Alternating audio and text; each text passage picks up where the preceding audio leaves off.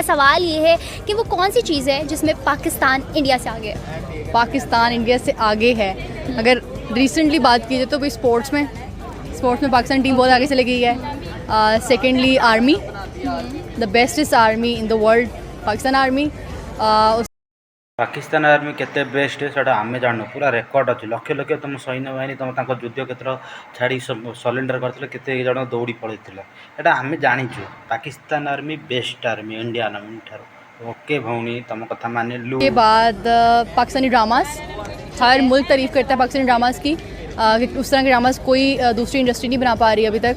और Pakistani drama best drama Oscar आनी America जाए पाकिस्तान घाटुंट आम इंडिया किसी ना ना ना भौणी पूरा परफेक्ट। ओके भौणी लो भौणी। और हमारा लीडर जो लीडर था इमरान खान साहब Okay. वैसा मतलब इस्लामिक ममालिक में अभी तक कोई लीडर नहीं आ पाया। शायद वाहिद रहा लीडर कथा लीडर एत बढ़िया लीडर जे कहीं जड़े भी 5 वर्ष पूर्ण कर इमरान खान साहब सी थिला बेले पुलवामाटा होता बढ़िया रकम से करते प्लानिंग करी सी एत बढ़िया लीडर जे 5 वर्ष पूर्ण कर तार पुणी 3टा स्त्री बढ़िया लीडर। ओ बुझीगली भौणी तुम लीडर तुम सब भल आ बहुत स्ट्रंग देश तुम्हें जी जना पड़ा। ओके भौणी तुम कथा मानिलु।